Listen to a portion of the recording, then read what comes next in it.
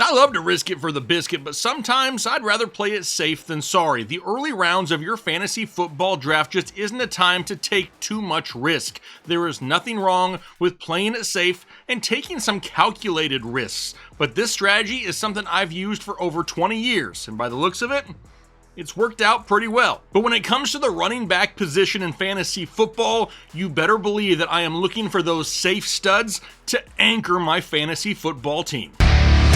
What is going on, Headliner Nation? Hopefully everyone is doing well out there today. We're going to be looking at a way to find some of the safest running backs in 2025, and we're going to do it in a way that no one else does. We are going to be comparing 30 of the top running backs in the NFL in 7 different metrics that show quote-unquote safety when it comes to picking running backs. Now let's go ahead and pull up the metrics we're going to be looking at here today. Now, the first one up is average games played. We need players that are actually on the field. We can't score points if they're not playing. Also need to look at average touches per game. You can't score points without touching the football. How about goal line carries? We need an opportunity to have touchdowns. It gives us that higher ceiling. Then we also need to look at targets per game. Obviously, those running backs that have that upside of catching passes give them a safer floor each and every week. How about average yards per touch? When they get the ball, we need them to actually do something with it. Now, if they're doing something with it, it would convert to fantasy points per game, which is the next thing we're looking at. Who doesn't want more fantasy points? And then lastly, their 2025 projected ADP, because obviously, the cheaper the better. So we're going to take our top 30 running backs and put them head-to-head against each other in each one of these metrics, and then score them from 1 to 30 in each metric depending on how they finish. After going through all 7 metrics, we're going to total up their scores and see who comes out with the highest score possible. But then, we'll look at the list, discuss the positives and negatives facing them this year, and determine if they still should be some of the quote-unquote safest targets. Now, obviously, rookie running backs cannot be included in a show like this. How can someone be safe if we've never seen them in the NFL before? And remember this as we go through this show today. We aren't trying to make a video telling you that the best running backs in the NFL are good picks in fantasy. That would be a waste of time. We are trying to find those cheaper options with similar metrics to those studs. And there are a couple names that I think might shock you here at the end. But how do we know this actually works? Well, when 4 of the top 6 finishers in today's exercise are all inside the top 5 fantasy running backs, you know we're looking at the right stuff. So here are the 30 running backs we're going to be looking at in today's video. We got Bijan Robinson, James Conner, Derrick Henry, James Cook, Chuba Hubbard, DeAndre Swift, Chase Brown, Jahmyr Gibbs, David Montgomery, Josh Jacobs, Joe Mixon, Jonathan Taylor, Travis Etienne, Tank Bigsby, Isaiah Pacheco, Najee Harris, Kyron Williams, Devon Achane, Aaron Jones, Ramondre Stevenson, Alvin Kamara, Tyrone Tracy, Breece Hall, Saquon Barkley, Jalen Warren, Kenneth Walker, Christian McCaffrey, Bucky Irving, Tony Pollard, and Brian Robinson Jr. So let's go ahead and dive into our first metric, which is average games played. Now, it's hard to fit all 30 names on the screen at one time.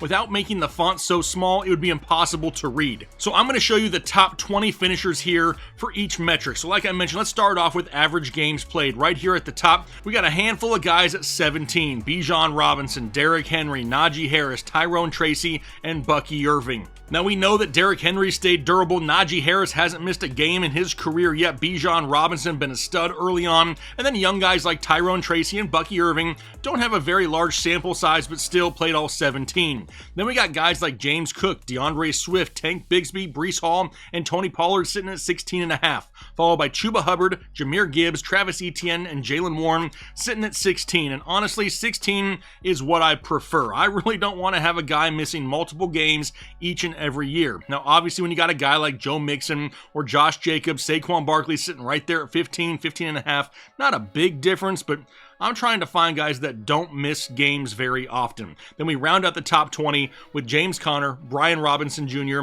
and Chase Brown sitting at 14 and a half and 14 average games played per season. Okay, next metric. Let's move on to average touches per game. We need to touch the football. We can't score points without touches. And the first thing I notice is we have 7 guys that are averaging 20 plus touches a game. Saquon Barkley at 23.6, Jonathan Taylor at 23, Kyron Williams at 21.9, Bijan Robinson at 21.5. How about Alvin Kamara at 21.1? Derrick Henry at 20.2, and Joe Mixon, yes, also above 20 at 20.1. I would venture to say that if you had a running back on your team that was averaging 20 plus touches per week, you were probably sitting pretty good at the running back position. Now, after those guys, we had some guys super close. Josh Jacobs at 19.8, Chuba Hubbard at 19.5. How about Tony Pollard at 18.8 and Kenneth Walker at 18.1? But we also see Aaron Jones right here at 18 as well. 18 is kind of the number I look for when I'm looking at touches per game. Anything above 18 is what I would consider elite level usage at the running back position. Now, after them, we got guys like Jahmyr Gibbs at 17.8. He's super efficient, so he can have lesser touches. Same thing with Chase Brown at 17.7, Najee Harris at 17.6, James Conner at 17.6 as well. Then we have DeAndre Swift at 17.4, Breece Hall at 16.6, Devon Achane at 16.5, and Christian McCaffrey right here at 16.3. Now, obviously, over McCaffrey's career, he's averaged more touches per game, but given the injuries that he's sustained and still dealing with, this is the number he went with last year. I really expect him to be closer to last year's total than maybe what it was a couple years ago. But it is great to see that we have 20 running backs to choose from that are all averaging over 16 touches per game. But what about them TDs, the goal line carries, the opportunities at touchdowns? Let's bring up the top 20 there. Right off the bat, no surprise, Derrick Henry is at the top of the list with 15 goal line carries, followed by Josh Jacobs and then Chuba Hubbard at 14 as well. I was not expecting Chuba Hubbard to be that high in this metric. He's ahead of Jonathan Taylor at 13. How about David Montgomery? Seemed like David Montgomery was getting a touchdown every single week. He had 13 carries on the goal line. Chuba Hubbard outproduced him in this metric. Then we had guys like Kyren Williams, Devon Achane, Bucky Irving all sitting at 12, followed by James Conner and James Cook at 11. Then we had a handful of guys at 10, Bijan Robinson, Aaron Jones, Jahmyr Gibbs, and Chase Brown. Now, obviously in this metric, we're looking for the guys that have the highest numbers, right? I would love to have a guy that averaged 17 goal line carries a season because it means he's almost getting one per game. That's a little greedy, but if we can find those guys that are averaging 10 plus, it really boosts the potential production at the fantasy running back position. Now, after Chase Brown, we had a couple guys with 9, Joe Mixon, Kenneth Walker, Brian Robinson Jr., some guys that kind of dealt with some injuries. Those numbers could have been higher. How about Saquon Barkley with only 8? This poor dude could have had 20 plus if it wasn't for the tush push and Jalen Hurts taking all of the goal line carries. Then we had Breece Hall at 8, followed by Ramondre Stevenson. A lot of people really dislike Ramondre Stevenson after the drafting of Travion Henderson, but the guy isn't a horrible running back when he's healthy. But now we need to move forward to targets per game because we're trying to get those guys that have the opportunity in the passing game to boost their safe floor. Right here at the top, Alvin Kamara should not be a surprise at 6.4. And if you look at Alvin Kamara in 2025, I don't think that number is going to change. It could actually go up, if anything. Then following him, we got Devon Achane of the Miami Dolphins, followed by Kenneth Walker at 4.8, Breece Hall at 4.8, Christian McCaffrey at 4.8, Bijan Robinson at 4.2, and Chase Brown at 4.1. If you're averaging over 4 targets per game at the running back position, more than likely you're catching at least 3 of them. And if you're averaging 8 to 9 yards per reception, that's a good 4 or 5 points a week you're getting off of passing production, and that's why we love it. That's why it boosts up the ceiling so much. Now, after Chase Brown, we got Jahmyr Gibbs and Joe Mixon, followed by Chuba Hubbard at 3.6, along with Aaron Jones and Tony Pollard. Then Travis Etienne at 3.5, James Conner at 3.4, Jaylen Warren at 3.2, Bucky Irving at 3.1. That number could increase this season. How about DeAndre Swift at 3.1? Another guy that could see that number increase this season. Tyrone Tracy at 3.1, and then Najee Harris and David Montgomery. Neither one of those guys really what you would expect to have that pass catching upside. But like I said, I'm really trying to focus on the guys that are at least 4 or higher if possible, because it's going to get us right around 3 catches. But now we've gone through all that work, who's getting all the volume. What are they doing with it once they get it though? Let's look at yards per touch. Remember, this includes rushes and receptions, so this number is going to be a little bit higher than your normal average yards per attempt. So Jahmyr Gibbs sitting at 6'4", crazy elite. Derrick Henry, not somebody you would expect to be this high. He's more of a power back, but he breaks so many big runs. Of course, his number is going to be a little bit higher. Same with Bucky Irving and Saquon Barkley. Above 6 is elite level if you ask me. We're really looking for anything above 5, but above 6 is like the gravy on top. Now, after Barkley, we got the likes of Christian McCaffrey at 5'4", Devon Achane, James Conner, and James Cook all sitting at 5.3.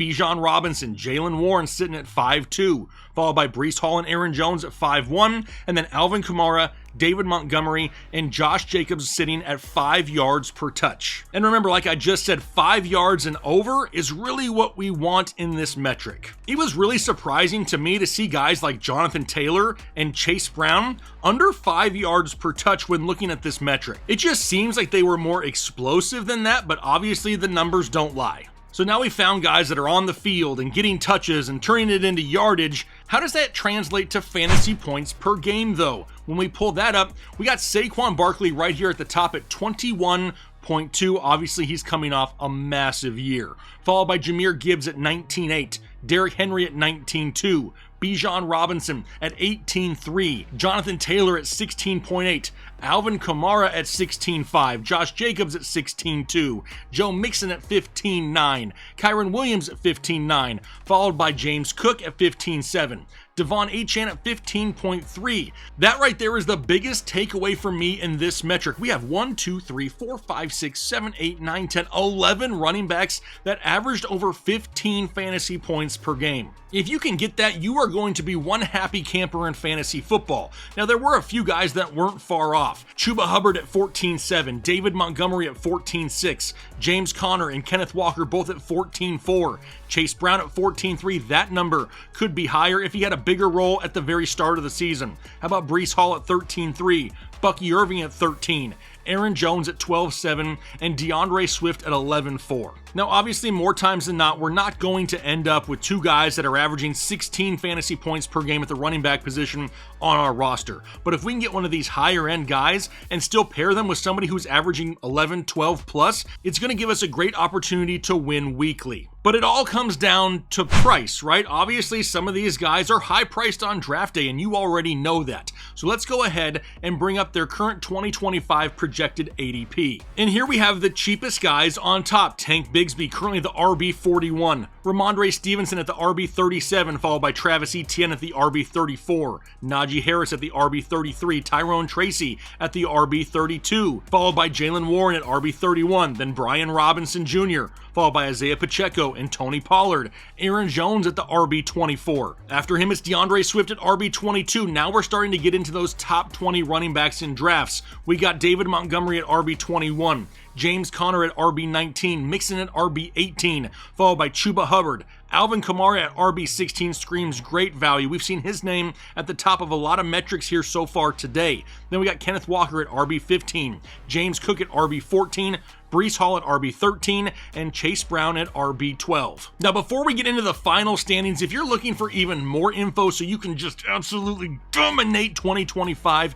you got to get yourself a draft guide. It's got cheat sheets, tier rankings, player profiles, sleepers, breakouts, busts, and so much more. All you need to do is head over to tfhdraftguide.com and get yours right now. There's links down below in the description. So now that we've gone through all the metrics that determine a safe running back in fantasy football, who finished on top? If we total up their scores in each metric, here are the final top 20 standings. Number 1 was Alvin Kamara, followed by Bijan Robinson, Joe Mixon, Chuba Hubbard, Derrick Henry, Jahmyr Gibbs, Saquon Barkley. Like I said, 4 of the top 7 finishers here are top 5 running backs in fantasy football, so you know we're looking at the right stuff. Now, after Barkley, we got Aaron Jones, then James Conner, Josh Jacobs, Jonathan Taylor, Breece Hall, Tony Pollard, Kyren Williams, Devon Achane, Kenneth Walker, Najee Harris, David Montgomery, James Cook, and then we round out the top 20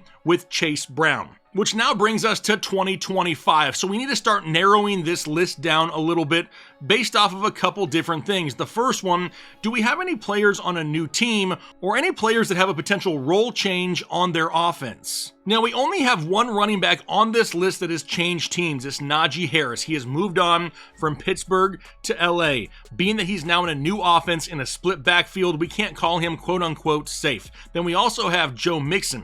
Remember, Houston just added Nick Chubb this offseason. Now, it's not like Nick Chubb is going to start the year and just take the job away from Joe Mixon, but as the season progresses, he could definitely get a larger piece of this offense, which makes Mixon not as safe. So let's go ahead and remove those guys since there's some unknown there and just see what that leaves us. Now, typically, we would cut out the players that are coming off an injury of any big-time significance, but looking at this list, there aren't any. There's no way we can look at guys coming off a major injury and calling them safe, so it's a great sign that we have nobody on this list coming off of a major injury. So now let's move on to the obvious. You don't need a video telling you that Saquon Barkley and Bijan Robinson are good. So let's go ahead and pull up the projected round that these guys are being drafted in.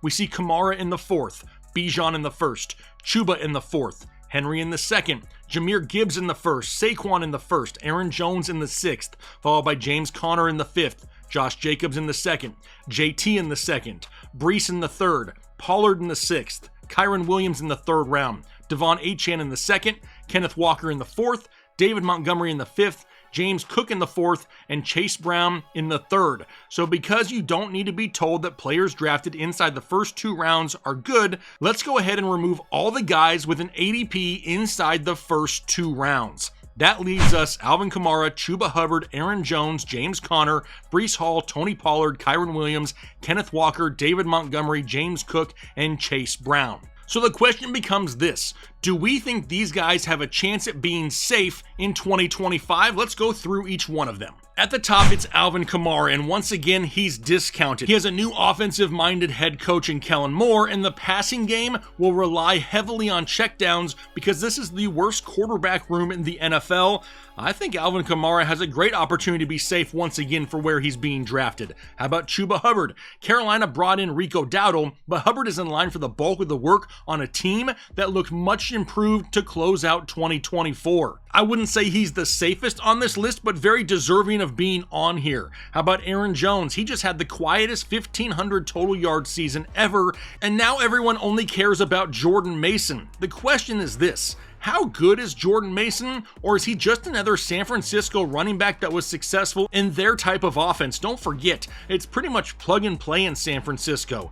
Any running back they put in that backfield has produced. But that does not mean when a running back leaves, they continue to produce. I'm still on board with Aaron Jones personally. How about James Conner? And he may be the most underrated running back every single year in the NFL. His usage is there weekly. He's involved in the passing game. He's a big part of that Arizona offense. He's deserving of being here again. Breece Hall. Can the RPO with Fields really open up running lanes with Breece Hall, or does Fields take away too much of the goal line opportunities and really limit Hall's ceiling? Now, outside of that, he does play for the Jets, and the Jets have just disappointed the last few years. Then we got Tony Pollard. The offense has to get better with new quarterback Cam Ward under center. Pollard was already a 300-touch guy, so now if the touchdown opportunity is boosted with a better offense, he deserves to be here as well for where he's being drafted. How about Kyren Williams? He's got one of the better offensive lines in the NFL and a passing game that just added Devontae Adams. Boxes will not be stacked against Kyren, and his volume has been huge the last couple of years. Kenneth Walker. Offensive coordinator Clint Kubiak we know is run heavy, and the offense is expected to thrive on running and the short passing game this year. How about David Montgomery? He's about as safe as it gets as an RB2, almost weekly touchdown upside in Detroit. Then we got James Cook. Sure, the touchdowns will come back to earth this year, but the Buffalo offense is too good and Cook is just too efficient to ignore. And then lastly, Chase Brown. Nothing has really changed in Cincinnati. The offensive line isn't great, but the other running backs on the depth chart absolutely suck. Now, based off of all that, if I had to pick my favorites, it's Alvin Kamara, James Conner, Kyren Williams, and James Cook. Just remember, there is nothing wrong with focusing on safety when it comes to fantasy football. Build a core of safe players and then just sprinkle in a little bit of high upside risk. If you do that correctly, championship. Analytics, all the chain, all the channels, not the same.